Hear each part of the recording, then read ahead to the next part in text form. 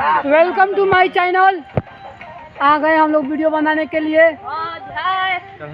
देख लीजिए ये सब मेरा दोस्त है, मेरे बड़े भैया। देख लीजिए सिंह साहब। हेलो हेलो हेलो नदी पे आए वीडियो बनाने। बहुत वीडियो ब्लास्ट जबरदस्त ब्लास्ट होने वाला है आपके वीडियो। देख लीजिए छोटा सा एक लड़का है जो इतने मेहनत करता है।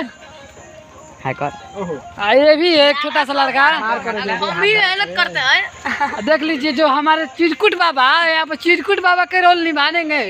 चिरकुट बाबा नहीं है, आदिवासी है। पीछे हमारा क्या पता पेंटिंग। हाँ ये पेंटिंग है हमारे, मैंने पीछे से पेंटिंग वुंटिंग करने वाला है हमारी सब। जीविया निकाल दी तनी रोला जीविया निकाल दिया हल्का हल्का। कुछ हमारे दर्शक के कुछ कह दी कहा तनी पेंटिंग पर बनी अभी। देखिए यहाँ पर सब माल तैयार होती है। यहाँ पर पीछे वाला नाक ठीक रहेगा। पिछला नाक और इस कॉमेडी वीडियो आएगा धीरे धीरे तो टीम पर। अपने बहन सिनेमा बोला